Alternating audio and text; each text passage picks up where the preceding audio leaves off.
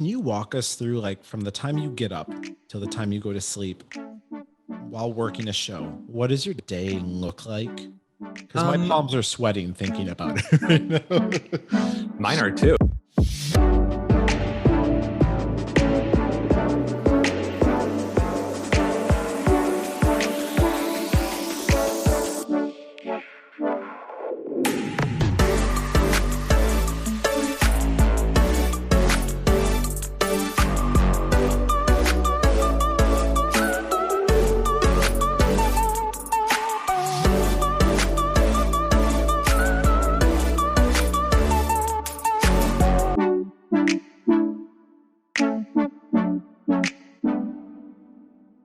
All right. Hi, everyone. Welcome back to another really special episode today of Stage Door Medium. I'm your host, Jimmy. If you are new to the podcast, essentially what I do each week is I sit down with an incredible Broadway artist, or today a little different, but somebody who works on Broadway and an integral part of the community. And we sit down and we discuss and we explore the parallels between energy and artistry. I've been so fortunate to work with some of the kindest, brightest folks. So we celebrate them and we celebrate the family that we lost and some lessons that we've learned. So I'm so grateful that you are joining us today. Our guest today, I am so excited to welcome him to our show. I always take some notes before I meet a client, before our reading. And this is what I had written down about Danny. First thing that I had written down is you'll want to hug him through the screen. That was the first thing. Second thing that I had written down, 2 steps ahead of everyone. Third, I said kind and quiet. The next one I had was a quiet force. The next one that I had is animals see light around him, which is the best compliment. If I see that, I already know you're a good person. If animals can see that light that you give off, you're golden in my book. So our guest has been a stage manager on Broadway for some of the most incredible productions, including The Country House with Blythe Danner, Hello Dolly, To Kill a Mockingbird. Please help me in welcoming the incredible Danny Maly to our episode today. Hi, Danny. Hi, thanks for having me. Thank you for being here. How are you? I'm great. Good. Just enjoying the nice weather. What is it there? Like how hot? It's maybe low 70s, I think, but a really beautiful breeze. Yeah, I'm over here in New Jersey. That's perfect. It's about 73 here today. And there's a good breeze. So nice. Well, thank you for being our guest. Goodness, there's so much I wanna pick your brain about and talk about. But how did you get into, and how did you get to where you are now, stage managing on Broadway? Like, were you interested in the arts initially, and then you found out that this was another pathway? And I guess, can you talk about that? Yeah. In high school, I entered the drama program. I had a really wonderful teacher, and I started as an actor, like most of us do, because in high school we don't really know what a stage manager is or the need for one. It all just kind of happens around us. And I was in a ton of plays and musicals, and then went to college, not necessarily sure I wanted to be an actor, but I knew that I wanted to be in the world of theater. That's what felt like home to me. And I wasn't getting cast. I hated the audition process. And then I think I got put on run crew for a musical. It was Ruthless, the musical. Yeah. And I was backstage right, and I was in charge of pulling the curtain, and it just seemed like such a great responsibility. And it didn't have the stress of, 400 people in the audience staring me down while I was doing it. But I knew that it was an integral part. The show couldn't happen without me. So I really just, something awakened inside me, I guess. And I was like, oh, this is the language that I speak. There's Marilyn. I knew she'd join us. This is the language that, I speak. And it felt like, of course I should be a stage manager. And I was having people around me, mentors, telling me like, this really feels right for you. And it did. So I continued there. I went to St. Louis University, eventually getting my equity card in St. Louis, working at the Repertory Theater. And, I worked there for several years and then decided to make the big move to New York with 3 suitcases and a sublet, basically. I was just reading this book called, and I'm still reading it. It's called Letters to a Starseed. And you hit on something. I just finished this chapter. It was talking about how when we discover like our purpose or our calling, they talk about how something feels like it's activated or like turned on within us. And Mhm. even if we don't fully explore it at that moment, all of a sudden it's like the seed has been planted and we go, oh yeah, like this is it. I remember years ago when somebody told me, they're like, you're supposed to be, a medium. And like I kind of thought they were a little cuckoo, but at the same time, that button had been pressed. And when you really funny story, because it talk about the 6 degrees with Ruthless, my college mentor, he ran the theater program before he came to Niagara. His name was Greg. He was the stage manager of Ruthless off Broadway. So he actually stage managed Britney Spears. And because it was Britney was the understudy. Yeah, And I heard that. And Natalie Portman too, right? Natalie Portman and was it Laura Bell? Laura Bell Yeah, I Bundy? think so. Yep. He had Yeah, crazy and I stories. actually ended up meeting one of the other stage managers of that production in New York.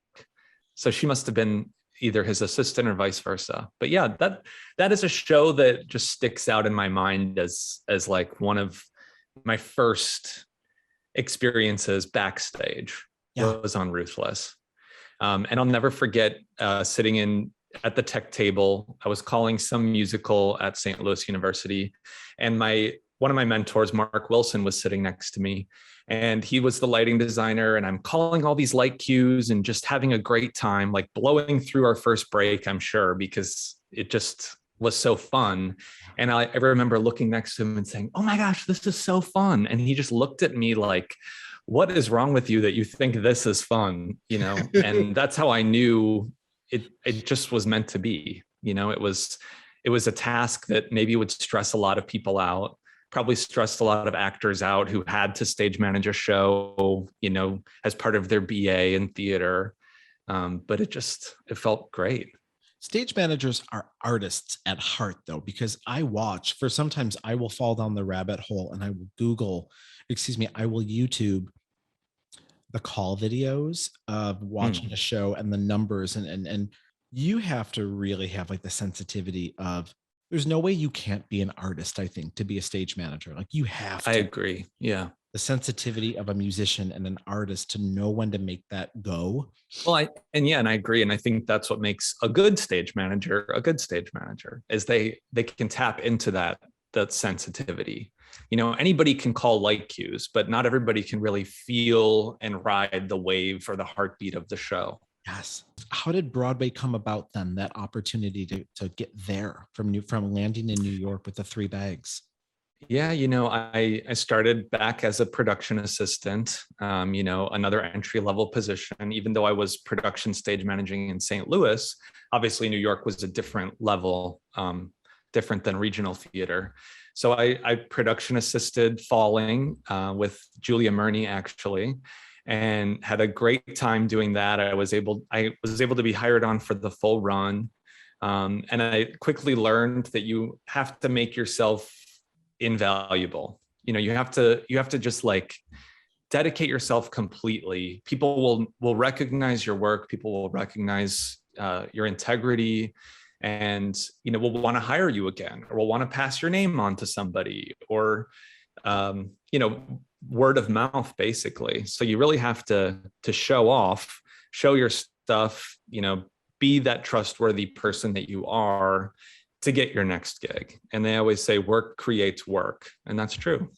I say the exact same thing with it's interesting. Like, yeah, you can have a website as a medium, you can have a podcast, but it's work gets, and ultimately it's word of mouth. Like my dad, growing up, my dad was a welder. That's how he paid the bills, but he was also an artist. And I think that's one of the things I was most grateful for growing up watching him was that, I mean, this was pre websites, pre And my dad was consistently working as an artist through word of mouth. It was the character aspect of like, if something it needed to be fixed 2 days after the sign was installed, like my dad wasn't like, well, contract's over, and it was his work ethic, I think, that sticks with me to this day as a medium. And I realize how important it is. I don't know. Well, and I tell younger stage managers all the time when they ask, what advice do you have? And my advice is always, do the job that you're given as best as you can do it. Let others see that, boy, when they tell you to wash that coffee pot, you really went back there with a sponge and dish soap and you scrubbed the hell out of it. And people will remember that. And even if nobody else saw you scrubbing that coffee pot, you know that you put that energy into it and you did the job as best you could, so that when your boss said, hey, did you wash the coffee pot? Of course you did. And you really just have to do all the work. I always say that to my students as well. Like it's this idea of, or even I'll say it to clients sometimes, you have to do the work. And even if somebody doesn't recognize it immediately, it doesn't mean that you shouldn't be doing the work. I always say, like, mediumship is hard. And I think for somebody to think that we can just go in and 2 minutes beforehand and hop on a call, it is so not that. I mean, and I think if you're not, we call it sitting in the power as a medium. So it's a great, I guess, to piggyback off you, the client doesn't see it, and in your case, if they don't see that coffee pot was scrubbed, the client is not going to see that I'm meditating 3 times a week. Not long, about 10, 15 minutes each time. But I know if I'm doing the work, because if not, I'm like, oh, I'm tired after one reading today. So there's little things that like we have to do as well to still make sure that even if somebody doesn't recognize it, they're not like, wow, your stamina is great as a medium. I still have to do it because it's character. Well, and I think you're having to build the integrity in yourself first before other people are going to see that integrity, Can I ask, in terms of like, if you were to give advice now, because here's the other thing, I know we had spoken about this after your reading. If I had known growing up that stage medium, that stage management, too similar, was a viable pathway and career, I think I would have entertained it. In terms of, I guess, getting started for those people that are in, like, what recommendations would you give for getting started on this path and figuring out if this is what's right for you? So if you can't see yourself doing any other job, then do stage management, because of the energy that stage management requires. You're investing your free time, you're investing, pretty much from the moment you wake up to the moment you go to sleep. It becomes your hobby, it becomes your passion if it's not already. But I've been told by many older stage managers just that, like, if you can do something else, do it, because this is hard. It's not as easy as it looks. I'm just curious now with cell phones. I mean, I'm thinking back in the 80s and like, were stage managers considered less on call, or was it like, hey, I have to check a voicemail box? Do you know what I mean? I think it's definitely more difficult now to separate your work-life balance than it would have been way back when. But, stage managers still had to call into voicemails. They had to leave recordings on voicemails so that the actors could call and know who was called for rehearsal the next day. They had to, so a lot of their energy went into that. But I don't know. I love being able to, have the technology we have today. I can't imagine having to print out all the rehearsal reports and then go to the theater and put them in all the designers' mailboxes. So I think while it could be a curse sometimes, I think it's a blessing. I think we're able to put out a lot more fires than could start because we are so connected. Can you walk us through, like, from the time you get up till the time you go to sleep while working a show? What does your day look like? Because my palms are sweating thinking about it right now. Mine are too. I haven't done it in a couple of years. So you'll wake up, you'll check your voicemails. Obviously, if you're a production stage manager, you could have calls from producers, you could have calls from general management, you could have sick actors. But as an ASM, which I've done more of in New York, we would be the first ones going into the theater to grab the rehearsal parasols and the rehearsal skirts, and then head over to a rehearsal studio because we're putting in a new person into the show with the dance captain. So you could spend several hours in a small rehearsal studio and then trek back to your main theater where another rehearsal could be happening on stage by one of your co-stage managers. There's a dinner break involved, and then you would come for your show call, which is an hour and a half before curtain. And an hour typically before actors are called for their half-hour call. So we're there to, receive messages from actors, whether they're out sick for the day or they're running late. We're there if actors are coming in early for fittings. And then, we do all the prop pre-checking and all of that during the pre-show hour, and checking in with each cast member. Then if we're calling stage right, you prepare for that role. If you're running stage right, prepare for that. If you're calling the show, that takes, different preparation. But we're typically there for about a half an hour or so after the show comes down to sort out any technical issues that could have happened during the show, if actors had any injuries, and then prepping for the next day's rehearsal. Do you guys have to type up each show, or how does that work? Yeah, we work as a team usually of stage managers who are working on that show, and we sort of record the heartbeat of the show, record key moments, things that went well, things that maybe didn't go so well, so that's all recorded. We would obviously record injuries or detail injury reports if somebody twisted an ankle. Sure. So yeah, everything is recorded and sent off to our producers and general managers and designers and choreographers and directors, just so that they all know exactly what happened at the show that night, the exact run time, sometimes even what the temperature was, in the house. I feel like you guys are like the psychics or the stage manager, like the psychic equivalent of, with your job. I feel like you have to be able to foresee, and know. Yeah, that's interesting. I do see that parallel. In rehearsal, we're usually the first person or team in the room at the beginning of the day. And, we bring our own energies into the room. But I think it's really best when we can be this neutral, being that then receives the energy and reads the energy of all of the people who are coming to rehearse that day, whether it be the directorial team or the choreographers, the actors, the star of the show. We're seeing all these people. We're saying hello. We're seeing them take off their jackets and any other mental barriers they may have come in with. And we're really having to be flexible in a way to adjust and make that person or people as comfortable as they can be, because the goal is for them to be able to do their best work. Yeah. So I see a stage manager as helping to facilitate the creative process in a way that allows people to be as comfortable as they can be in this rehearsal room or this environment or this stage or whatever you want to call it. But it can be tricky at times depending on what energy people are bringing in to work with them. I think you bring up such a great point, because it's the same. I always ask that the client get there to a reading about 5 to 6 minutes early, because you said it best.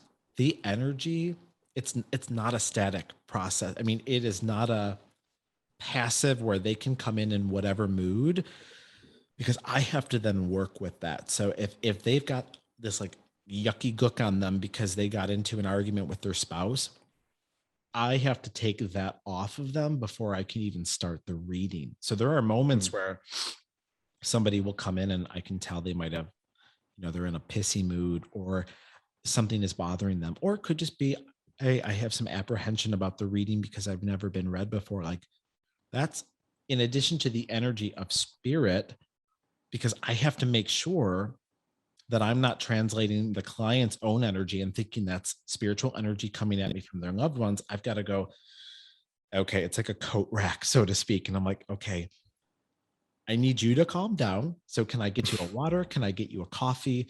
I typically, will lighthearted conversation, anything that just puts them at ease, because I feel like otherwise, and you can't ignore that energy either. I can't be like, okay, they seem really upset right now and nervous. I'm just going to ignore this and blow through it and go right into the reading. That would be a big error.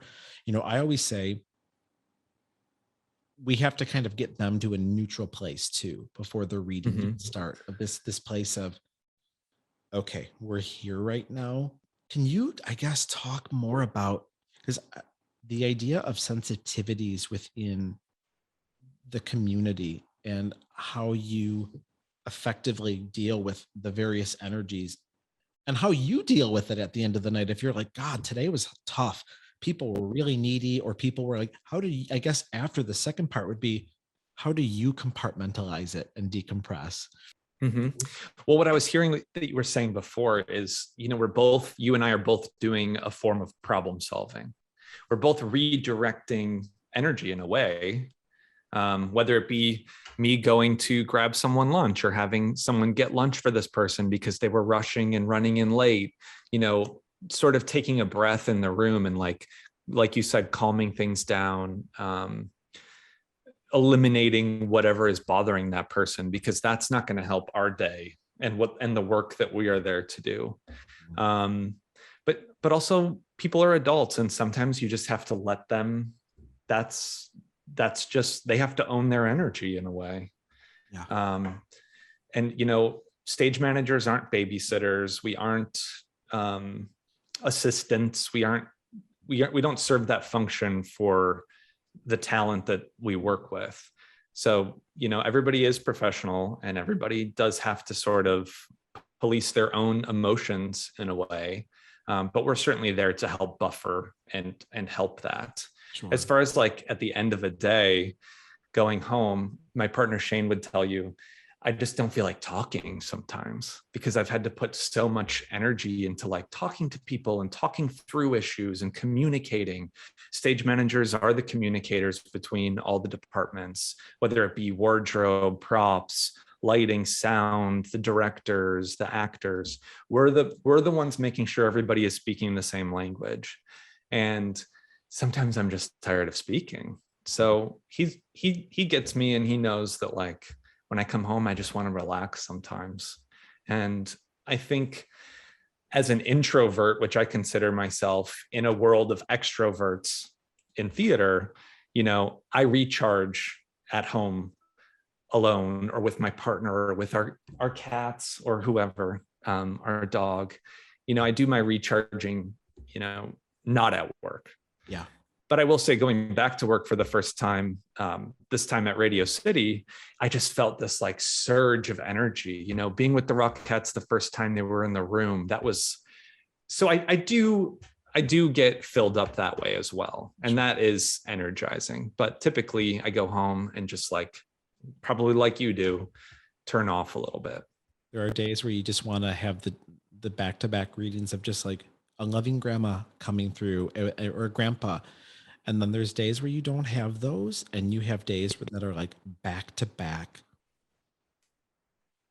really sad ones. Like recently there was one that, it was I didn't realize it was at the end. I was like, this is a case that I followed. Like I had been rooting for this person. I was like, come on, like I know you. And then you're like, oh my gosh, I just channeled this person. And then my husband is equal, like, just like Shane. It's this idea of like, I'll look at him and I'll go, I can't talk tonight.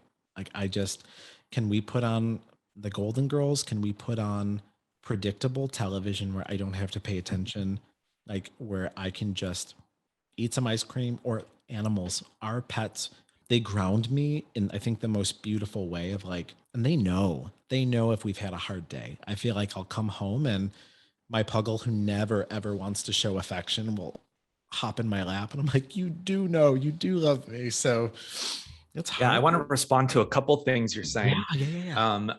What I heard the first time was, talking about having the heavier, darker days versus the lighter days. That to me is working on a drama versus a musical comedy, getting to do Hello Dolly and leaving with all of that joy that was just like spewed at us from the audience, and just being backstage with all of those fun shenanigans, and that I still carry with me, and that joy is a pleasure to be around. But then, I also have worked on To Kill a Mockingbird, which is a different kind of joy. They say joy cometh in the morning in the show, but that is equally important to our souls to see that darkness on stage, and find the light in that. And then to go to Radio City, where that's a whole different kind of joy coming from a lot of young people in the audience and celebrating Christmas and just holidays. And, it is a balance. And in the bigger picture, it's whether you're working on a drama sometimes versus a comedy. So I like to have an even balance of working on the two.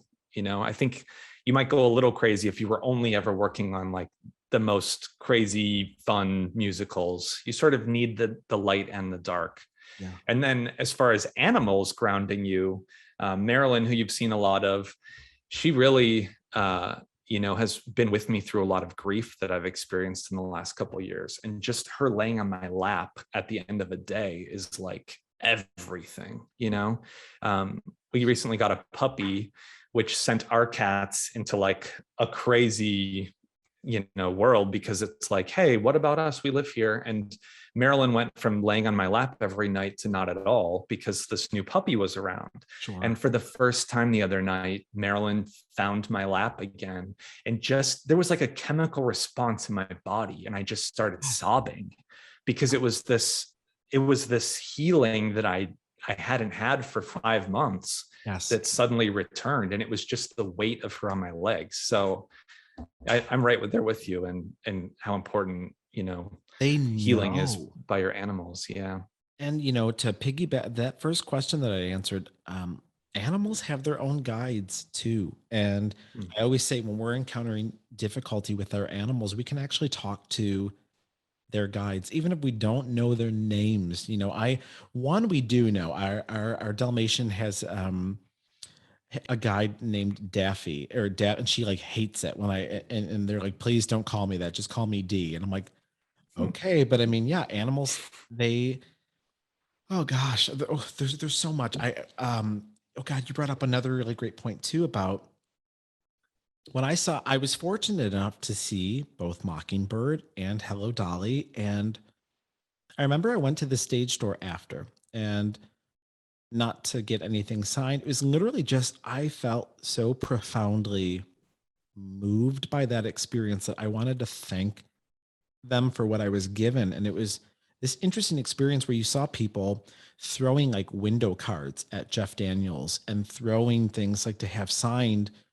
And, they kind of had these, rightly so, they were very polite and very kind to the people, but these looks on their faces of like, we just got through 2.5 hours of really tough storytelling in a world right now where it feels sadly deeply poignant and relevant right now. And you have people, and I get it. It just felt like a strange dynamic to be asking for like sign these 4 window cards that I have, when it was like versus like a Hello Dolly, where it was you leave there.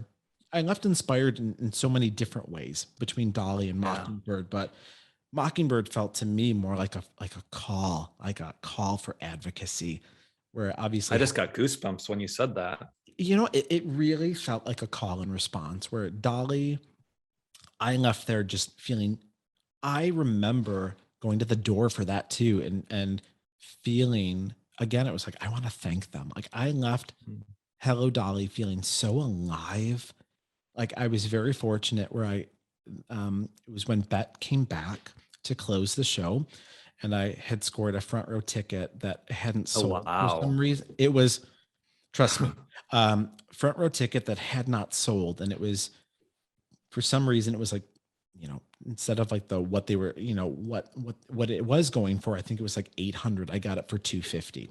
And to witness that production and to be, I remember I almost felt like a little invasive, like Bet's doing that gorgeous speech about wanting to rejoin the human race. And like, she's like right above me. And I'm like, I remember just weeping in the audience at, if that, oh goodness. And I guess we can go there, but if that's not a show like about finding joy after losing someone and rejoining, like as a medium, I get emotional thinking about it because like you see the people, you read the dollies, you read the people that have forgotten what it's like to feel and take joy in just being alive. Something interesting about what you're saying and feeling that energy, in the audience, I can attest that was exactly what we were experiencing backstage. For me personally, during previews of Dolly, my dad actually passed away suddenly. So I was brought out of that process back to Illinois to, start my own grieving process. And then getting to go back to New York after a week or so, and to go back to that company of those joy givers, those beautiful people who were, spreading this joy to the audience every day. It was just like the best safety net in a way that I could ask for. I just went back into this beautiful building full of love and support, and to just heal there was so special.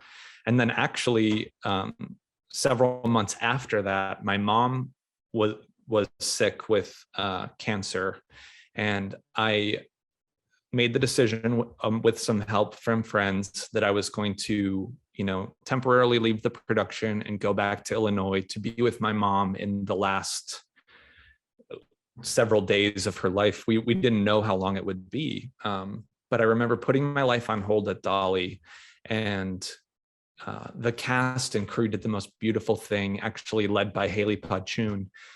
They sent my mom this collection of videos that they all took. They all dressed up like Danny Maly, and they had funky, crazy glasses on, probably a flannel shirt. And it was sort of a love letter to my mom, telling her what they loved about me and thanking her for giving this gift to them. And I'll just never forget getting to watch that with my mom in the last, several days of her life as we knew it.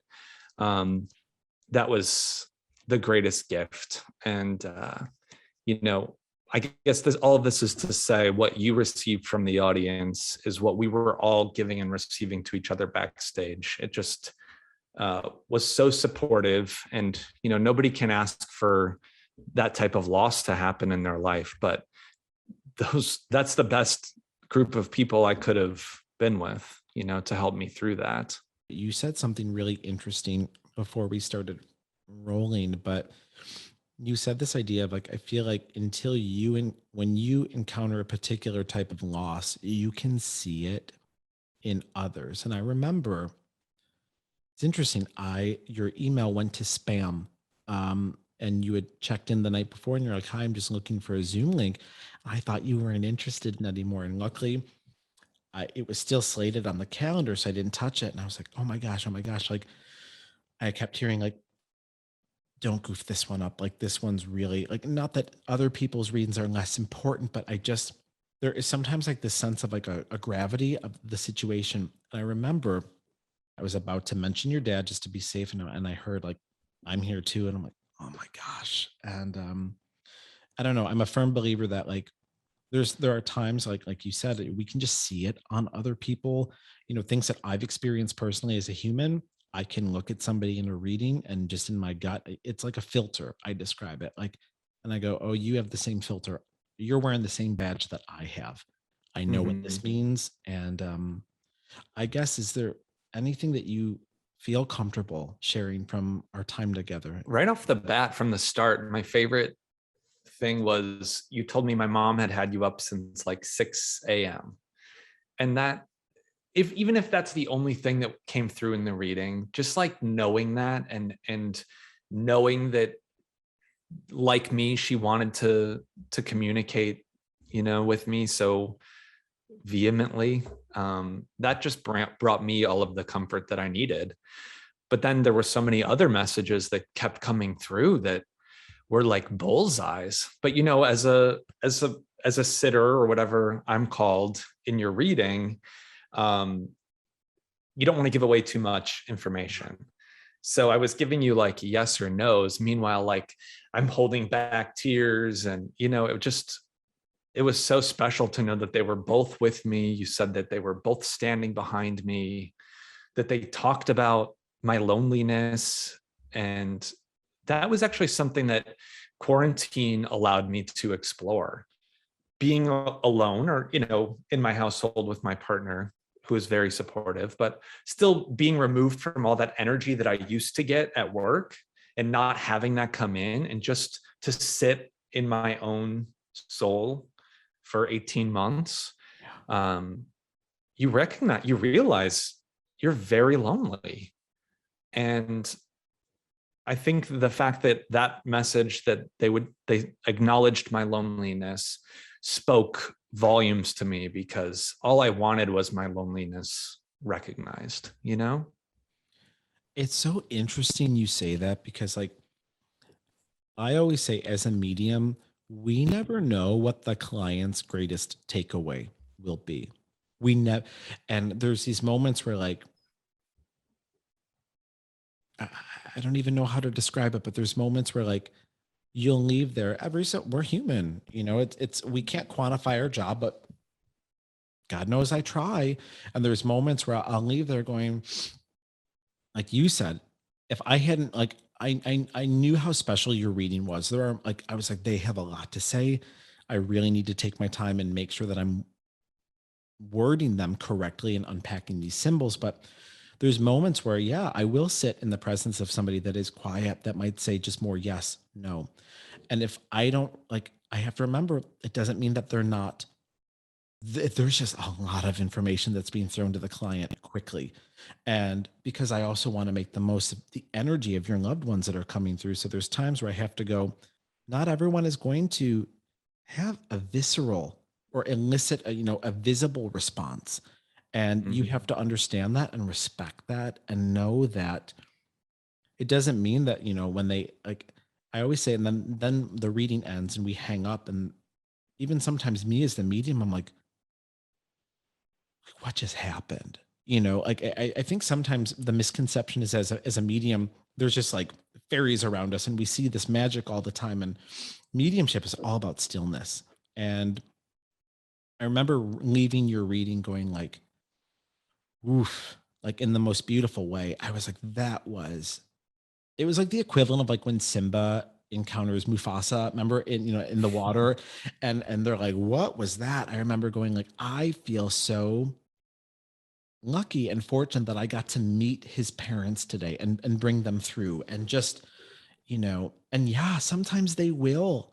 And I always tell people too, if they don't, like, for example, if I don't have a soul that was lining up for somebody at 6 a.m., it doesn't mean that they don't love you or aren't as excited to come through.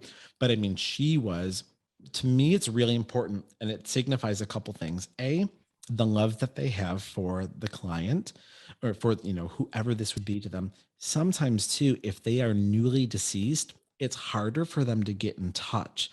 So also what I think she was doing in the most genius of ways was, because it takes a lot of energy for them to, when they're newly deceased, to let us know that they're there.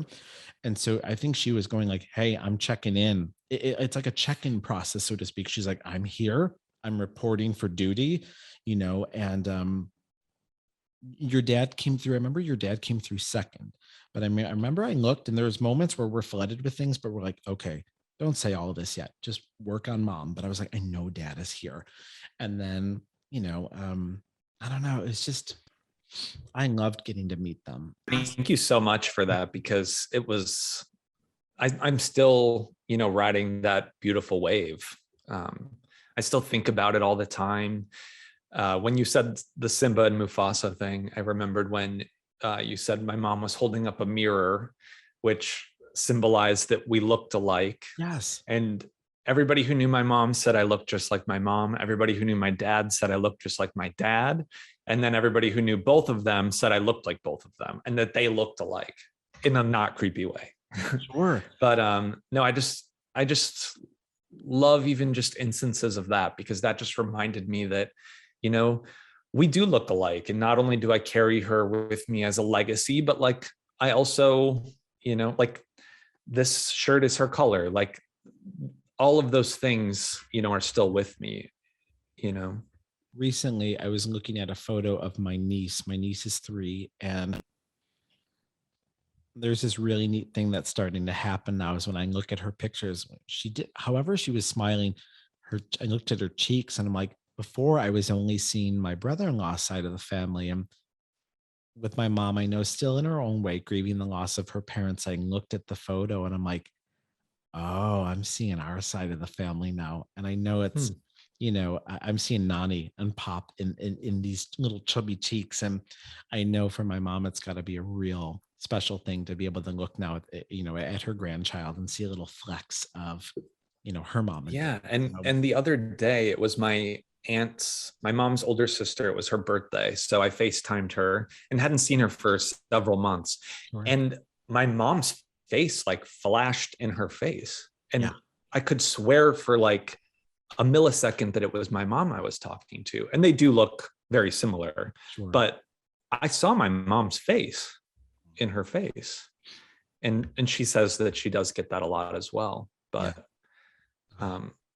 any sort of visitation or any message from my parents, I'm always very open. Wow. I do feel like I receive a lot of messages from them in like numeric form.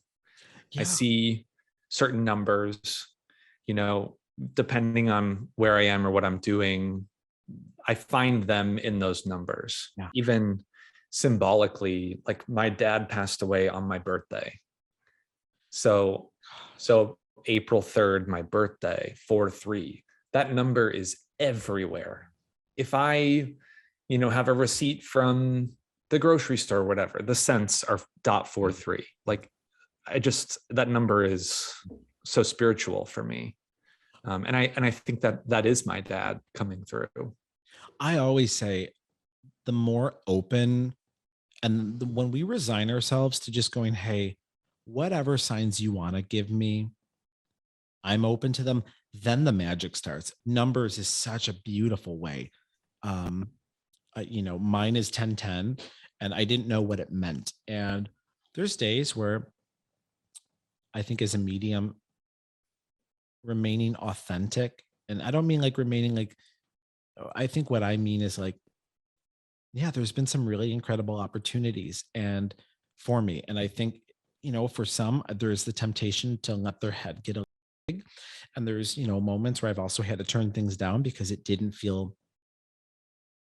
honest. It didn't feel organic and authentic. And so you turn them down and then I see the number 1010. And I'm like, what does this mean? I'm like, what the hell is 1010?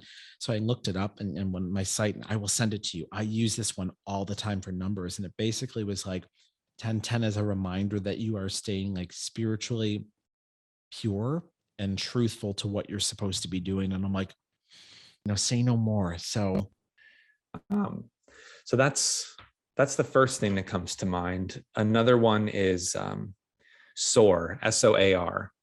And my mom used to write little notes in my lunch bag and it would just say, soar today, or, soar like an eagle. And that was her saying, which was the idea that eagles avoid the storm and they fly above it, sort of like a Michelle Obama, go high. Yes. And so I do look for my mom in birds of a sort or eagles and that imagery. Wow. I see a lot of hawks. Maybe it's because I live in New Jersey, but I see my mom's energy in a swooping hawk that may like fly right in front of our car, which happens to be her car. And so Soar would be a great thing that I still keep with me, that I remind myself. It's hard though. It's hard sometimes to soar above the storms, because sometimes we just get so bogged down in the moment.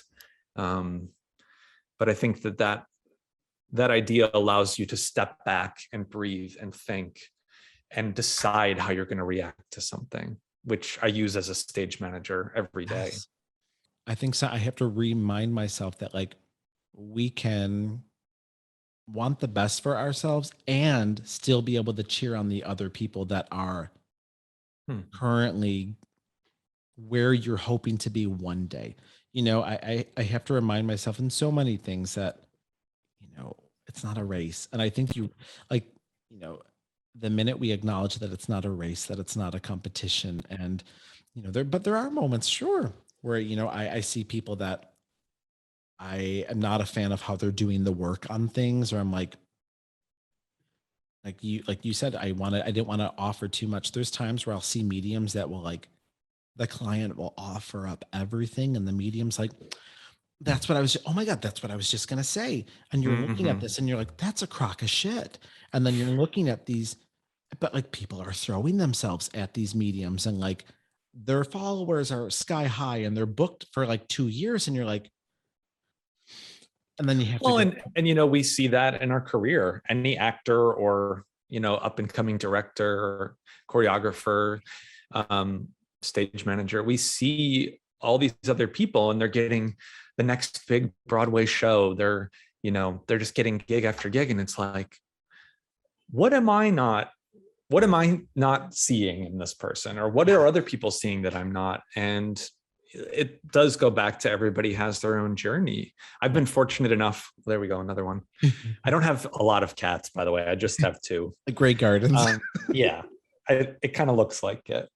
But I've been privileged to work with some amazing, incredible stage managers who I have learned so much from. But we've all worked with stage managers who we learned how not to be from. Yes. We've witnessed, oh, this is how they chose to do this in this moment. When I have to cross that bridge, maybe I'll do it differently. And that's just part of growing, picking and choosing what we want to keep in our basket from the fields. And sometimes that's the lesson where you're like, oh yeah, okay, maybe it's just, hey, it's getting this person ahead, but I know in my gut that's not how we're supposed to do it. And sure, it's going to be a mirror to me to remind myself of like, don't go down that road, Jimmy. Like you stay. And it's always those moments that I'm like, all right, I'm going to stay my course. Then it's like these beautiful opportunities come about. Like recently, I can't go into detail yet. We spoke about the opportunity, but there was one where I was like boo-hooing myself and I'm like, you know what, just we can cheer people on and still want the best for ourselves. And the minute I said it out loud, I was like, well, this is going to happen for me. And I said something out loud, like 10 minutes later, the email lit up with this person's name, with the opportunity. And I was like, okay, so, wow. I guess, but it doesn't mean it's easy though. No, I mean, no. It's all a work in progress. Could you talk about your other business of, collected and curated goods? So we've got Homeward Derby. If you can tell us a little bit about it and how it started. Yeah, I've always had a love for vintage things, for things of the past. And, I loved thrifting. I loved going to antique stores. And then sitting around for the pandemic, it was like, okay, I've got all these cool objects. And as I collect them, they all just keep piling up. And I don't really have a place for them. I found this whole Instagram community of people who were, sourcing these objects and like taking beautiful pictures of them, beautiful descriptions with dimensions. And they were actually like finding new homes for them. They were reselling these objects. Yeah. And I thought, oh my gosh, it would be so fun to spend my days, either sourcing these things or setting up little vignettes in my home and photographing them and finding creativity out of that. But not only did I exercise my creativity by making Homeward Derby on Instagram, but I also met these beautiful people around the country other sellers, other people who shared my interest, who I still talk to daily more than, friends that I have met. Sure. It's a whole network of people that I still check in with, and we share our latest cool find. There came a point where my friends started to get tired of seeing my latest cool thrift store find. They're like, "Oh, that's so great," So I found this other community that, like theater, when we find the theater community, it feels like home in a way. And not that I want to like start my own antique store, but I certainly enjoy finding cool things, and seeing where they end up. I also like come across things that maybe my mom or dad had or my grandma had, and it's those objects, the type of Tupperware measuring cups, for instance, that my mom used to use. And like, I find that like bringing those things back into my life, while they may not be that exact item my mom used, still just like having what you grew up with just like creates a vibe, creates an energy in your home. Yes. That I find so cool to have. Oh gosh, you hit the nail on that. I mean, fully agree. There were things that of my Nani when she passed that I deliberately was like, I kept. Or there's also things that she bought from me from my childhood that it was her aesthetic. It was her, and even some of her Christmas ornaments. I was like, can I keep these? The way, I don't know. There's so much power, I think, to be had in objects. And do you ever find, I mean, because I know if you're listening at home, my answer. I'm going to be very honest. Antique stores are hard for me to go in because as a medium, one of my abilities is psychometry. So the ability to be able to touch an object, pick up information on the owners, depending if it was an heirloom. So antique stores can be a bit of if my clairsentience is running high that day, it can be really overwhelming. Do you ever envision like the history of these objects, or like do you ever visualize like, I'm getting a clear picture in my mind of the person that could have owned this object? I can't necessarily peg it onto like one person or the previous owner. I think I'm pretty good at knowing when an object is important and knowing that it has value beyond monetary.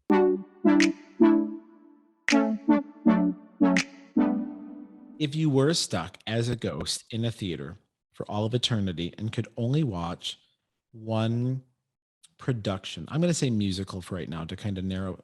No, I'm going to open it because obviously your experience has been both musical and straight theater. What production or what show would you pick?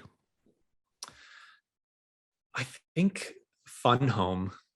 I don't know if anybody else has said that or chosen that one, but I saw it at Circle in the Square, and I can still bring myself back to that experience. I can still visualize myself sitting in that chair with the tears that, were just brought. I mean, it's such a dimensional product. That was a dimensional production as it is, but the music is so beautiful. And I feel like the music almost speaks more than some of the lyrics in it. I didn't grow up with a family like that, or even in a large family, but I recognized people in my life in those certain roles, in those characters. I recognize, moments of my mom's life coming through in the mother of that show. And I think that was what was so beautiful. It's because it's such a specific story, but so many people can relate to it. It's so universal in a way. Character that you've either seen in a production or character from a production that you've stage managed where you're like, oof, this one could benefit from a medium? And what comes to mind is Fagin from Oliver. I played Fagin in high school, actually, and I loved that role. I still, sing some of the songs in my head or in the car. Yeah. But I think he was really misled in his life and got into a lot of trouble. I think it would have been helpful for him to take a step back and receive some messages from elsewhere. These are some good ones you're serving up today. And then final question, hundreds of years from now, when we're no longer here, how would you want folks to remember Danny Maly? I think, in our post-COVID or almost post-COVID world, maybe I would have answered differently had you asked me that 2 years ago. But after getting a chance to step back and really just like look at my life, look at how my actions affect people. I'm currently living in a neighborhood. We're the youngest people living in this small little beach town. But my neighbors have just become such pillars in my life. My relationships with them, just surviving this pandemic together. I really think I want to be remembered as kind. I think kindness is one of the greatest gifts you can give somebody else. Just the warmth that comes along with that. Some of my greatest accomplishments have just been helping neighbors and being helped by neighbors, and especially living in this small town where it's very apparent we are all in this together. What kind of small town? Are we talking like Murder, She Wrote town, like Cabot Cove? Because if so, I'm driving there this weekend. Kind of. It's Ocean Grove, New Jersey. So it's a very small little half a square mile town. So it's half a mile by half a mile. So I guess it's technically a square mile. But it does have a little bit of a religious overtone. It doesn't mean you have to be religious to live here, but everyone has these cute little Victorian homes. Some of them are like gingerbread homes with the little details over the eaves.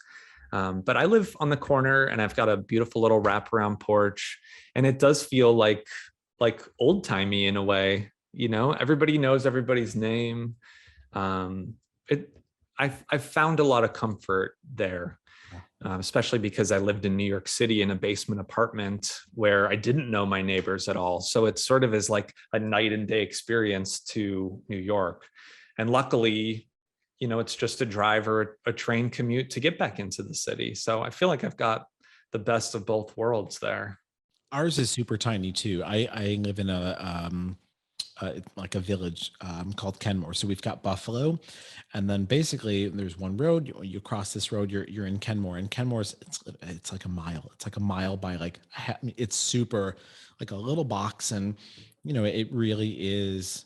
I mean, sometimes we know the names of dogs that are like at the other end of the. It's very. I love it, but I'm telling you, a Cabot Cove, I'm going to come visit there one day. So, and one of the reasons we wanted to live here is the downtown, the main street. I won't say downtown because it's tiny.